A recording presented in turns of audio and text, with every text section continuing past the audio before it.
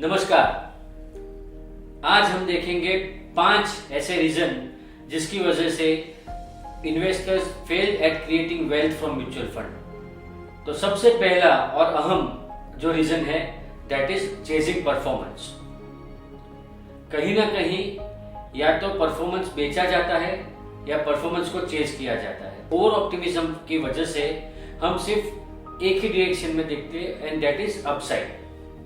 और बिकॉज हम सिर्फ अपसाइड ही देखते हैं कि यहाँ से क्या मुनाफा होगा, क्या ज्यादा फायदा होगा, तो कहीं ना कहीं हमारा ग्रीड बढ़ता जाता है। ज्यादा ग्रीड होने की वजह से हमारा म्यूचुअल फंड पोर्टफोलियो एक अनरियलिस्टिक बन जाता है और हमारे एक्सपेक्टेशंस काफी बढ़ जाते हैं एंड वी लुक, और हमारा जो फोकस सीमित हो जाता है शॉर्ट टर्म पे।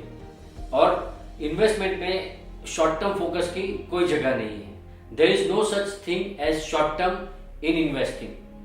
Short term can only be associated with either speculation या फिक्स इनकम। सट्टा बाजार या सेविंग्स, ये दो ही जगह पे है जहां पे हम शॉर्ट टर्म ड्यूरेशन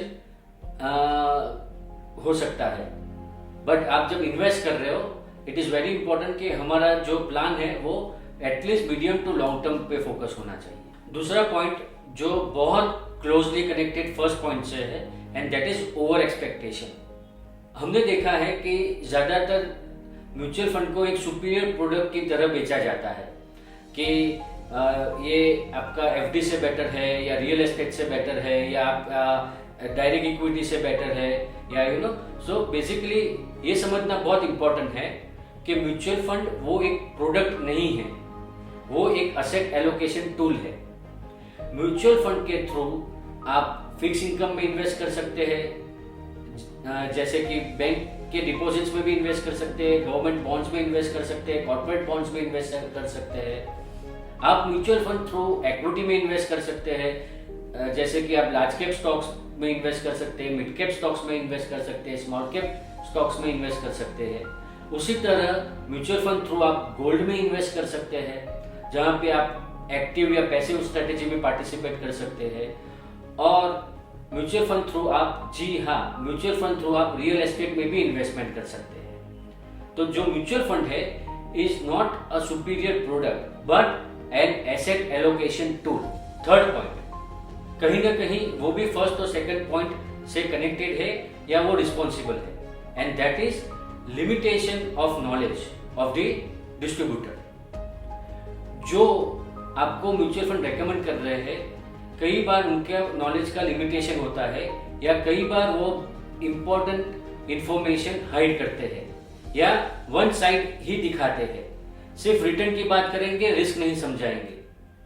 ये समझना बहुत जरूरी है कि जब हमें 20 साल का 15 साल का ग्रोथ दिखाया जाता है कि अगर आपने एक इक्विटी म्यूचुअल फंड में इन्वेस्ट किया हो तो 10 साल में इतना पैसा बना, 20 साल में इतना पैसा बना, वहां पे ये दिखाना भी बहुत जरूरी होता है कि वो 10 साल में या वो 20 साल में, 15 साल की जर्नी में या वो 7 साल की जर्नी हो, बीच में ऐसे भी पीरियड्स होंगे जहां पे रिटर्न्स फ्लैट रहेंगे या मार्केट कहीं पे टेम्पररी डाउनसाइड पे रहेगा।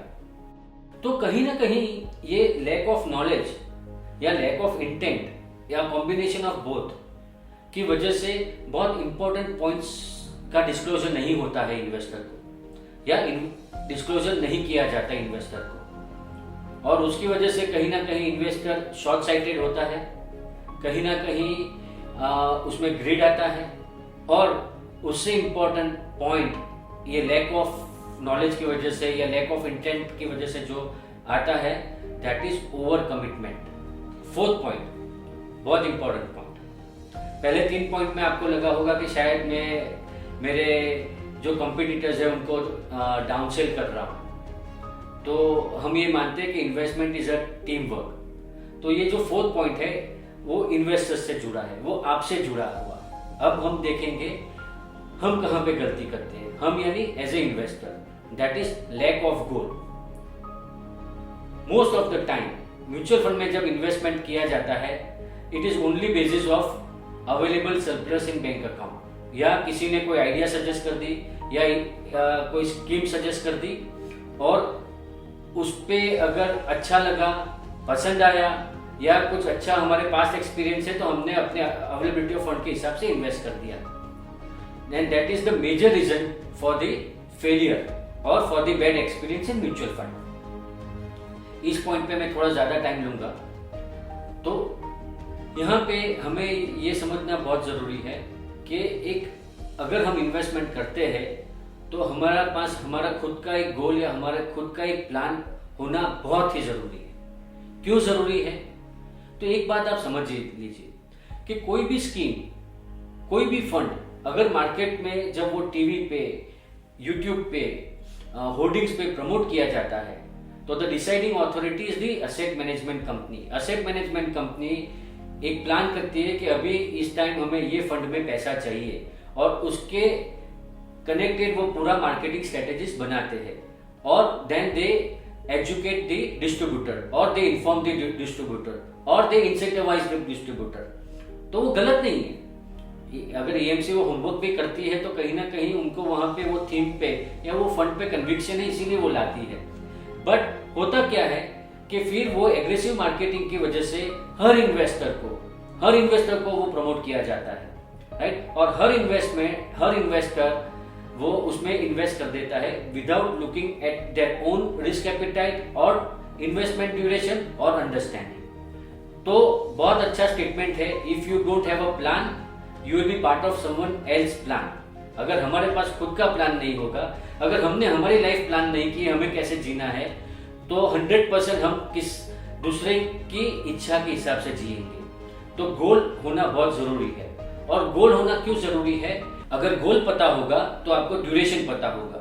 अगर ड्यूरेशन की क्लैरिटी है तो आप perfectly suitable mutual fund product में आप पैसा अपना इन्वेस्ट करेंगे, क्योंकि म्यूचुअल फंड में 5 दिन से लेके 50 साल तक इन्वेस्ट कर सकते हैं। वैसे डिफरेंट ड्यूरेशंस के रिस्पेक्टेड फंड्स है, इसीलिए हमें हमारा ड्यूरेशन पता होना बहुत जरूरी है। अगर मेरे 15 साल के एक्सपीरियंस को आप मिलाओ तो एक की रीजन है, जो मेन इंपॉर्टेंट रीजन है, that is lack of duration. हमें पता ही नहीं होता है हम कितने टाइम के लिए इन्वेस्ट कर रहे हैं। 5th पॉइंट, और आई फील ये पॉइंट सब कुछ कवर कर लेंगे, पहले 4 पॉइंट्स भी कवर कर लेंगे, that is mutual fund is an asset allocation tool. Mutual fund कोई प्रोडक्ट नहीं है, ना म्यूचुअल फंड कोई असेट क्लास है। हम जब इन्वेस्ट करते हैं तो हम ये सोचते हैं कि मुझे थोड़ा पैसा रियल एस्टेट में इन्वेस्ट करना है, मुझे थोड़ा पैसा फिक्स डिपॉजिट में इन्वेस्ट करना है, मुझे पोस्ट में इन्वेस्ट करना है। इस तरह से हम एक मेंटल अकाउंटिंग कर देते हैं और हम एक वो ब्लॉक असाइन कर देते हैं कि इतना पैसा मैं यहाँ लगाऊंगा, इतना पैसा मैं यहाँ लगाऊंगा, इतना पैसा मैं यहाँ लगाऊंगा। और म्यूचुअल फंड को भी हम या तो प्रोडक्ट या एसेट क्लास की तरह देखते हैं। कई बार हमारे पास ये इनपुट्स आए हैं कि अभी मुझे ज्यादा इन्वेस्ट नहीं करना, क्योंकि मैंने जो एक लिमिट तय की थी म्यूचुअल फंड में वो मैंने इन्वेस्ट कर दी है।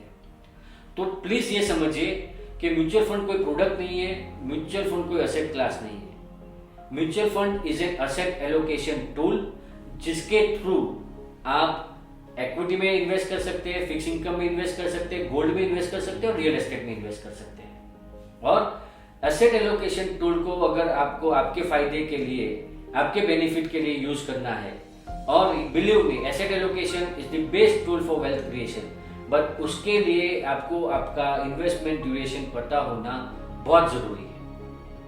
अगर ये 5 पॉइंट आप कवर कर लेते हो इन्वेस्ट करने से पहले, तो हमारी श्योरिटी है आपको कि आपको निश्चित लाभ होगा, आप डेफिनेटली वेल्थ क्रिएट कर पाएंगे और आपको एक डेफिनेटली बहुत अच्छा एक्सपीरियंस होगा, क्योंकि इतने ट्रांसपेरेंट और इतना फ्लेक्सिबल एसेट एलोकेशन टूल आज की तारीख में इंडियन मार्केट में और कोई नहीं है। To know more about mutual funds, insurance, PMS और ऐसे ही different financial products, please do like our videos, subscribe to our channel and do share our videos.